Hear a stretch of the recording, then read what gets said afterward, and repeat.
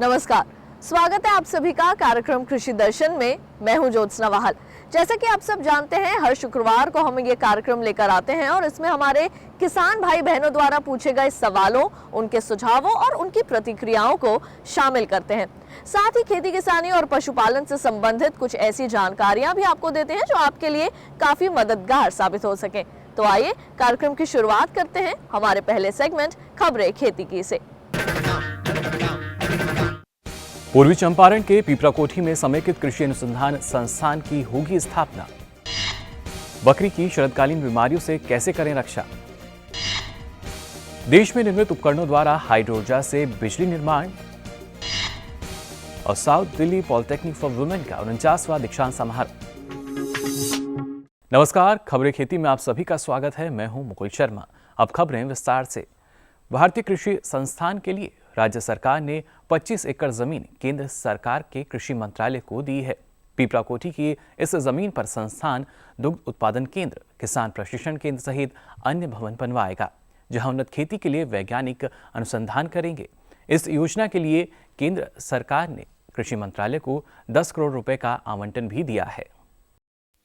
कृषि अनुसंधान संस्थान के कार्य के लिए मिली जमीन का केंद्रीय कृषि एवं किसान कल्याण मंत्री राधा मोहन सिंह ने निरीक्षण किया। निरीक्षण के दौरान केंद्र सरकार और भारतीय कृषि अनुसंधान केंद्र के अधिकारी भी मौजूद थे। निरीक्षण के दौरान मंत्री राधा मोहन सिंह ने कहा कि ये कृषि अनुसंधान संस्थान साल 2017 जनवरी तक काम करना शुरू कर देगा, जिसके लिए अधिकारियों और वैज्ञानिकों की नियुक्ति कर दी गई है।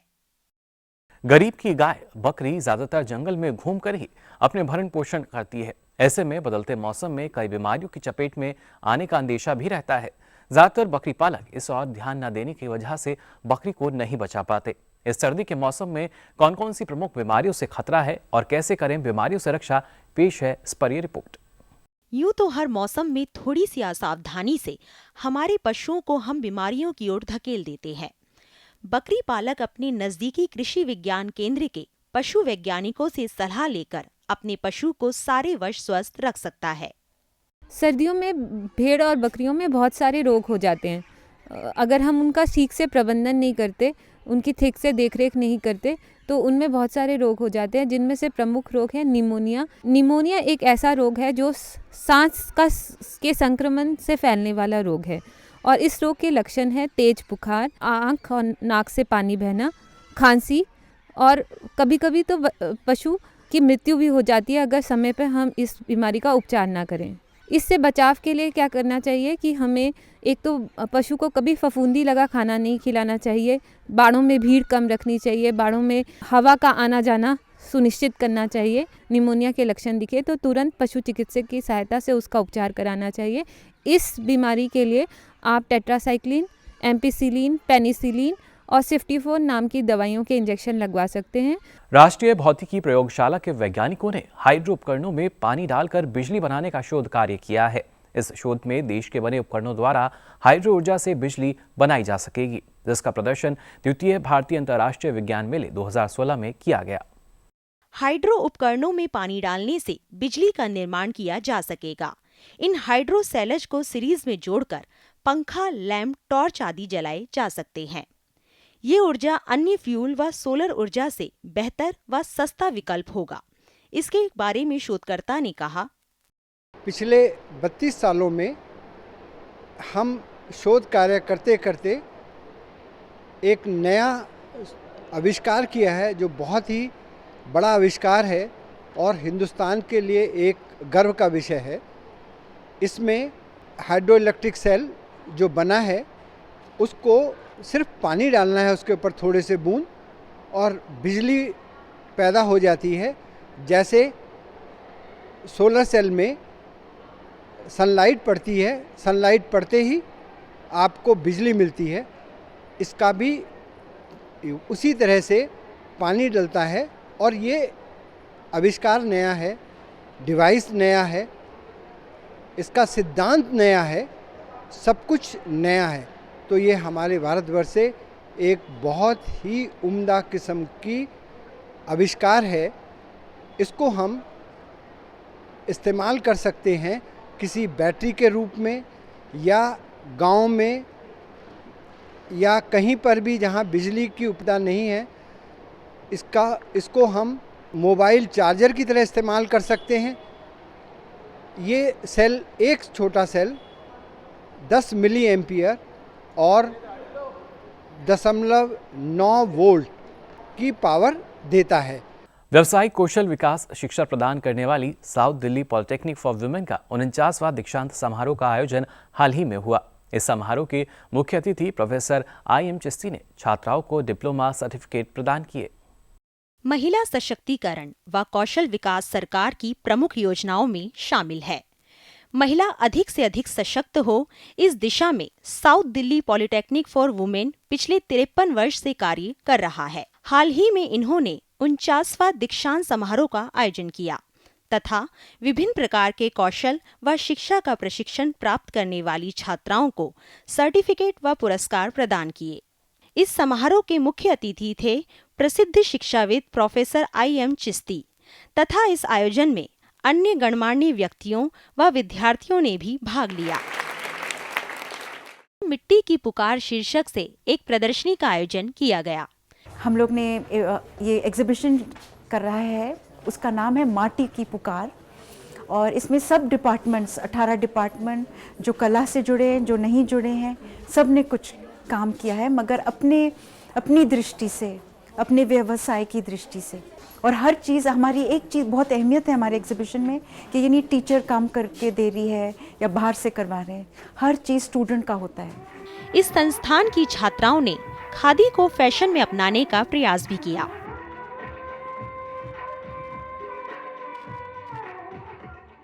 खेती किसानी में मौसम की अहम भूमिका होती है, इसलिए किसान भाइयों, आपके लिए ये जरूरी हो जाता है कि आप मौसम की पूर्व जानकारियों को जान लें व खेती से संबंधित कार्य शीघ्र पूरा कर लें। भारत मौसम विज्ञान विभाग का अनुमान है कि अगले 24 घंटों में जम्मू कश्मीर में 1-2 स्थानों पर वर्षा या बर्फ पड़ने की संभावना है। अंडमान निकोबार द्वीप समूह तथा प्रायद्वीप भारत के अत्यधिक स्थानों पर वर्षा के आसार बने हुए हैं। पंजाब, हरियाणा, चंडीगढ़ और दिल्ली के कुछ स्थानों पर घना कोहरा छाने की संभावना है। खेती की खबरों में बस इतना ही। और अधिक रोचक और ज्ञानवर्धक जानकारियों के लिए देखते रहिए कृषि दर्शन। नमस्कार। तो अभी आपने देखी खबरें खेती की। कार्यक्रम में फिलहाल वक्त हो चला है एक छोटे से ब्रेक का। आप कहीं मत जाइए और देखते रहिए कार्यक्रम कृषि दर्शन। ये लो और बताओ। बस। अरे ये क्या भैया जी, बस इतनी सी रासायनिक खाद? किसानी छोड़ रहे हो क्या? किसानी नहीं, नादानी छोड़ रहे हैं। मिट्टी की जांच कराई है, अब तो लालाजी जितनी जरूरत है उतने ही उर्वरक खेत में डालेंगे। हाँ, किसान भाई आज ही अपने जिले की नजदीकी भूमि परीक्षण प्रयोगशाला में मिट्टी की जांच जरूर करवाएं और मिट्टी में पोषक तत्व, नमी व पौधे के विकास को देखते हुए केवल जरूरत के अनुसार ही पोषक तत्व डालें। और हाँ, मिट्टी में गंधक, जस्ता, बोरोन जैसे सूक्ष्म पोषक तत्वों का पता लगाना भी न भूलें। उर्वरक और जैविक खाद के सही उपयोग से भूमि का उपजाऊपन बनाए रखें, उत्पादकता बढ़ाएं, खर्चा घटाएं और बहुमूल्य विदेशी मुद्रा बचाने में भी सहयोग दें। और हाँ, धीमी गति से नाइट्रोजन उपलब्ध कराने वाले उर्वरकों जैसे नीम लेपित यूरिया को प्राथमिकता दें और यूरिया का पत्तों पर छिड़काव करें। अरे वाह, तू तो सचमुच समझदार हो गया रे। अधिक जानकारी के लिए संपर्क करें जिला कृषि अधिकारी या किसान कॉल सेंटर। ब्रेक के बाद आप सभी का स्वागत है कार्यक्रम कृषि दर्शन में। जैसा कि आप सब जानते हैं कि हर शुक्रवार को हम अपने इस कार्यक्रम में दर्शकों द्वारा पूछे गए प्रश्न शामिल करते हैं, जिनका जवाब देते हैं हमारे विशेषज्ञ। आज हम खास तौर से बात करने वाले हैं कि किस तरह से रबी फसलों का प्रबंधन किया जाए इस मौसम में। तो और इससे जुड़े काफी प्रश्न जो हैं हमारे दर्शकों ने हमसे पूछे हैं, आइए उनको शामिल करते हैं प्रश्नों को, और साथ ही जो आपका परिचय है वो हमारे विशेषज्ञ से करवाते हैं। आज हमारे साथ मौजूद हैं डॉक्टर RS बाना जी। नमस्कार। जैसे कि आप देख सकते हैं बहुत सी चिट्ठियां हमारे पास आई हैं, कुछ ईमेल भी हमने इसमें शामिल किए हैं। तो आइए पहली चिट्ठी को शामिल करते हैं। ये हमें पहली चिट्ठी आई है राजस्थान जयपुर जेठपुरा गांव से, और लिखने वाले हैं हमारे दर्शक सालाराम जी। डॉक्टर बाना वो जानना चाहते हैं कि सरसों की फसल को पाले और चेपा से कैसे बचाया जा सके। सालाराम जी, ये जो सरसों की फसल है विशेष रूप से पाले से काफ़ी संवेदनशील होती है। इसके अलावा जो अन्य रबी की फसलें हैं हमारी, वो भी पाले से बचाएं तो हम अच्छा उत्पादन ले सकते हैं। पाले के टाइम क्या होता है कि जो कोशिका द्रव्य होता है वो जम जाता है, तो उससे कोशिका का आयतन बढ़ने से कोशिका भित्ति फट जाती है और फसल झुलसी हुई सी नज़र आती है। तो रबी की फसलों विशेषकर सरसों की फसल को जो पाला है उससे बचाने के लिए सबसे पहले तो हमें ध्यान देना होगा कि जब पाला पड़ने की संभावना हो, यानी कि तापमान शून्य के आसपास हो, हवा उत्तर से तेज चल रही हो और मौसम साफ हो, बादल नहीं हो, ऐसी स्थिति में पाला पड़ने की संभावना होती है। तो जब भी ऐसी स्थिति दिखाई दे तो फसलों की हल्की सिंचाई कर दें ताकि पाले का प्रकोप कम से कम हो। दूसरा तरीका ये है कि जो हमारे सल्फ्यूरिक अम्ल होता है उसका 0.1% का हम छिड़काव करके भी फसलों को पाले से बचा सकते हैं। इसका तात्पर्य ये है कि 1 लीटर सल्फ्यूरिक अम्ल को 1000 लीटर पानी में मिलाकर सरसों की फसल पे या जो हमारी अन्य रबी की फसलें हैं उन पे अगर हम छिड़काव कर देते हैं तो पाले का प्रकोप न के बराबर होता है। इसके अलावा थायो यूरिया एक रसायन होता है जिसमें नाइट्रोजन भी होती है और सल्फर भी होती है। ये सल्फाहाइड्रल समूह का रसायन है जिसका छिड़काव करके भी इसका 0.05% यानी कि आधे किलो को 1000 लीटर में मिलाकर आप छिड़काव करते हैं तो आप सरसों या जो अन्य फसलें हैं हमारी तिलहनी फसलें या दलहनी फसलें हैं जिन पर की पाले का प्रभाव होता है उनको हम पाले से बचा सकते हैं। इसके अलावा सरसों की फसल में कीटों का प्रकोप भी होता है, विशेषकर चेपा का। तो चेपा का यदि कम प्रकोप हो तो कोई छिड़काव करने की आवश्यकता नहीं है, परंतु जैसे ही 20-25 कीट प्रति पौधा आपको दिखाई दे तो डाइमेथोएट दवा का 0.05% का घोल बनाकर यदि आप छिड़काव कर देते हैं तो आप चेपे से मुक्त रख सकते हैं फसल को और अच्छा उत्पादन ले सकते हैं। तो सालाराम जी, उम्मीद करते हैं डॉक्टर बाना द्वारा दी गई जानकारियों का आप जरूर लाभ उठाएंगे। डॉक्टर बाना, यहाँ पे हमें अगली चिट्ठी राजवीर सिंह जी ने रेवाड़ी से गांव कुंभावास से हमें भेजी है और ये जानना चाहते हैं कि किस तरह से चने की फसल की अधिक पैदावार लेने के लिए उनमें क्या क्या कृषि कार्य अभी करने की फिलहाल आवश्यकता है। चने का अच्छा उत्पादन लेने के लिए जरूरी है कि जो फसल है उसको मृदा नमी की कमी नहीं हो। यदि आपके पास सिंचाई के साधन उपलब्ध हैं तो सिंचाई हमेशा क्रांतिक अवस्थाओं पे ही करें। फूल बनते समय और फली बनते समय मृदा में नमी की कमी ना हो तो उस समय यदि आपके पास 2 सिंचाई हैं तो जरूर करें। यदि आपके पास एक ही सिंचाई है तो फूल आने से पूर्व की अवस्था में आप सिंचाई कर दें। इसके अलावा जो खरपतवार हैं वो भी मृदा नमी को चूस कर उड़ा देते हैं, तो खरपतवार नियंत्रण करें और जहां तक संभव हो खरपतवारों को हाथ से निराई गुड़ाई करें। उससे खरपतवार तो नियंत्रित हो ही जाएंगे, मृदा की ऊपरी परत टूटने से मृदा नमी का भी संरक्षण रहेगा। इसके अलावा जो उपाय हमने सरसों में बताए हैं वही आप पाले से बचाने के लिए चने की फसल में अपनाते हैं तो पाले से मुक्त रख सकते हैं। और जो पोषक तत्व हैं उनका यदि आप सही तरीके से प्रबंधन करते हैं और कीटों और रोगों से मुक्त रखते हैं चने की फसल को तो आप अच्छा उत्पादन ले सकते हैं। और चने में अगर हम कीटों की बात करें तो जो फली बेधक सुंडी है वो उसकी बहुत बड़ी समस्या होती है। तो फली बेधक सुंडी से चने को बचाने के लिए जो प्रारंभ में आपने उपाय किए होंगे जैसे कि बीज उपचार और जो फसल चक्र अपनाते हैं उनसे इसका प्रकोप कम होता है। परंतु अगर अभी आपको खेत में सुंडियां दिखाई देती है तो एक स्पाइनोसेट दवाई आती है, उसका 200 ml प्रति लीटर को 500 लीटर पानी में मिलाकर आप प्रति हेक्टर की दर से यदि छिड़काव करते हैं तो चने की फसल को आप कीटों से मुक्त रख सकते हैं और अच्छा उत्पादन ले सकते हैं। अगली चिट्ठी शामिल करते हैं, ये हमें भेजी है राजीव जी ने और रामरती जी ने पचेंडा कला मुजफ्फरनगर उत्तर प्रदेश से। और डॉक्टर बाना ये जानना चाहते हैं कि रबी फसलों में फिलहाल खरपतवार नियंत्रण और कीट प्रबंधन जो है वो किस प्रकार किया जाए। रबी फसलों में खरपतवार नियंत्रण करने के लिए जरूरी है कि एक तो बुआई करते समय ही जो जैसे कि जितनी भी दलहनी फसलें हैं या तिलहनी फसलें हैं उनमें पेंडिमिथालिन नामक दवाई है, उसका 750 ml प्रति हेक्टर की दर से अंकुरण से पूर्व आप छिड़काव कर देते हैं तो ये फसलें खरपतवार मुक्त रहती है।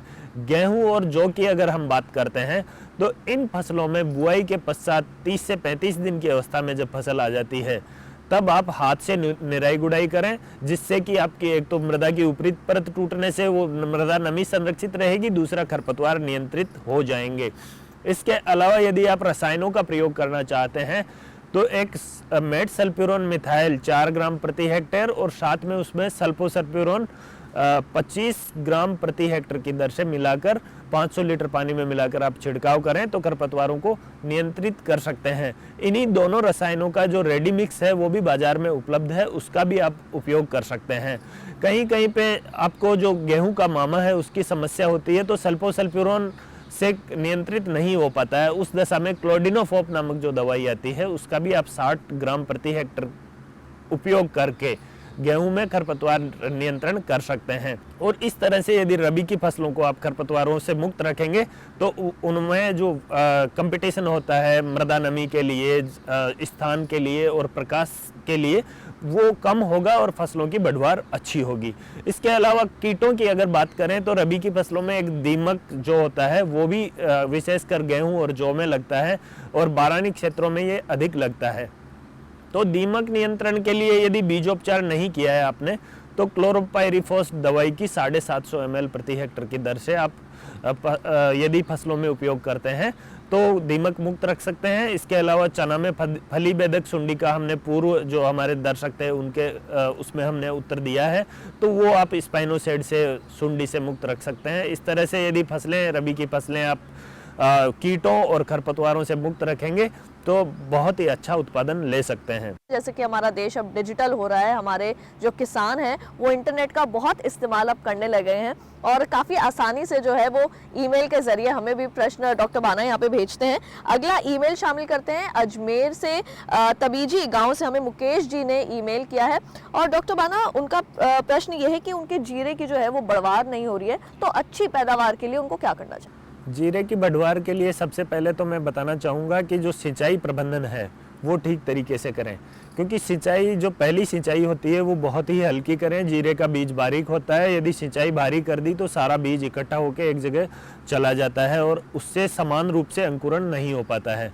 तो पहली सिंचाई हल्की करें, उसके बाद अगली सिंचाई 7 से 8 दिन या 10 दिन आवश्यकता अनुसार दें और फिर बाद की जो सिंचाइयाँ हैं वो 20-25 दिन के अंतराल पर निरंतर करते रहें। इसके अलावा यदि बढ़वार नहीं होने का एक कारण हो सकता है कि आपने पोषक तत्वों का सही से प्रयोग नहीं किया हो। तो जो नाइट्रोजन है यदि आपने शुरू में नहीं दी है तो अभी आप 1% यूरिया का घोल बनाकर भी जो फसल है आपकी जीरे की उसमें छिड़काव कर सकते हैं।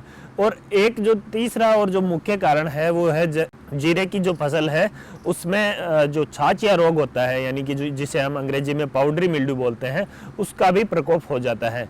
तो इससे फसल को काफ़ी नुकसान पहुंचता है। छाछिया रोग से फसल को बचाने के लिए ज़रूरी है कि एक तो आप समय पर बुआई करें, क्योंकि बुआई में देरी होने से भी इसका प्रकोप बढ़ने की संभावना रहती है और जो बादल होते हैं उस समय इसका प्रकोप ज़्यादा होता है। तो फसल चक्र अपनाना इसका सबसे अच्छा तरीका है। हर बार जीरे की फसल एक ही खेत में न लगाएं।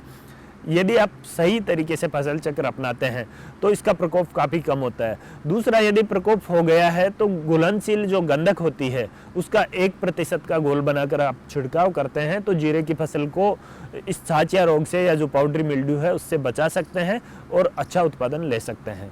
तो डॉक्टर बाना ने यहाँ पे बहुत ही अहम एक बात बताई कि फसल चक्र अपनाना बहुत ज़रूरी है। तो आशा करते हैं आप सभी फसल चक्र अपनाएंगे और अच्छी जो है अपनी फसलों की पैदावार लेकर अच्छा उत्पादन आप उठाएं और अच्छा मुनाफा भी आप उससे कमा सकते हैं। आइए अगली चिट्ठी शामिल करते हैं। धर्मेंद्र जी और सुनीता जी ने हमें अगली चिट्ठी भेजी है सागर मध्य प्रदेश से और वो जानना चाहते हैं कि हरे चारे की अच्छी पैदावार हेतु क्या क्या कृषि प्रबंधन अभी फिलहाल उन्हें करने की ज़रूरत है। धर्मेंद्र जी, जो चारा है रबी के मौसम में, उसमें विशेषकर हम बात करें तो बरसीम और रिजका तथा जई का चारा प्रमुख फसलें हैं।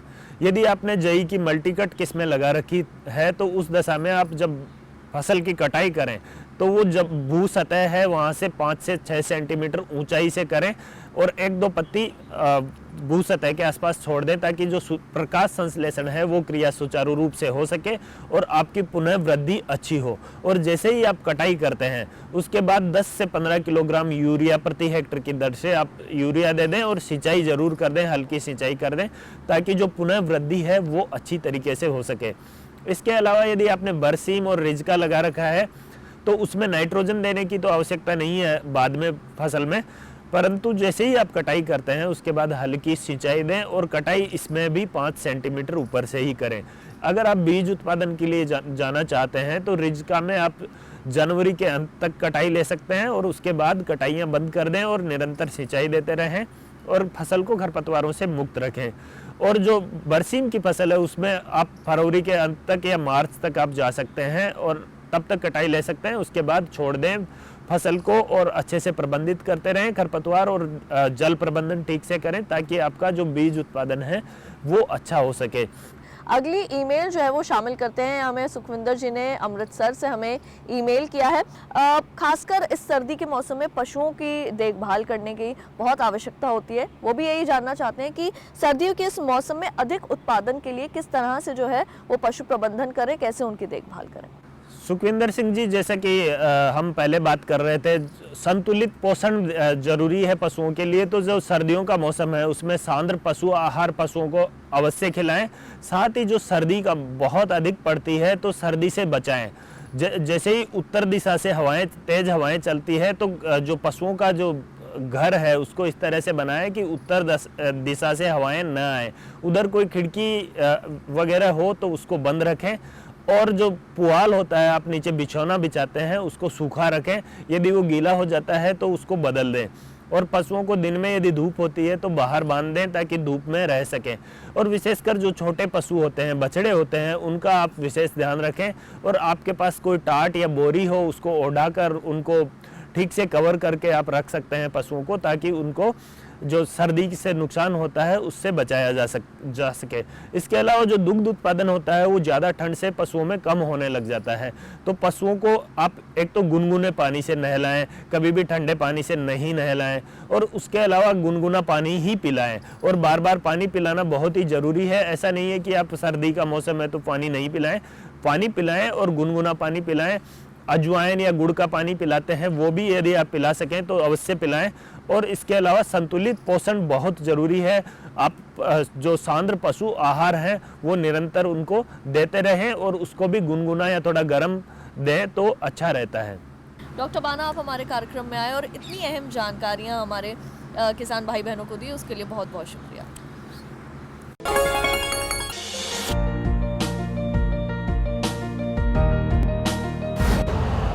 यूरिया का स्वदेशी उत्पादन 70 लाख टन बढ़ाने के लिए 6 उर्वरक संयंत्रों का उद्धार किया जा रहा है।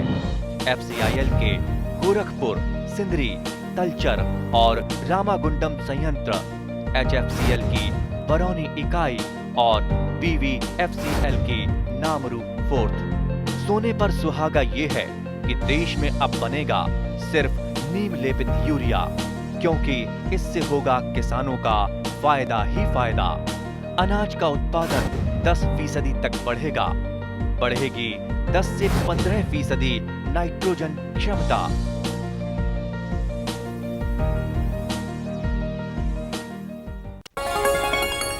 आपको हमारा कार्यक्रम कृषि दर्शन कैसा लगा? अपने सुझाव, प्रतिक्रियाएं एवं सवाल हमें इस पते पर भेजें। कृषि दर्शन, कमरा नंबर 10, CPC दूरदर्शन, खेलगांव, नई दिल्ली 110049। तो आज हमने हमारे किसान भाइयों बहनों द्वारा पूछे गए प्रश्नों को हमारे कार्यक्रम में शामिल किया और आशा करते हैं विशेषज्ञ द्वारा दिए गए उत्तर से आप जरूर ही संतुष्ट हुए होंगे। आज के कार्यक्रम कृषि दर्शन में केवल इतना ही, लेकिन कार्यक्रम के अगले अंक में फिर होगी आप सभी से मुलाकात कुछ नई चिट्ठियों और ईमेल के साथ। तब तक के लिए हमें दीजिए इजाजत। नमस्कार।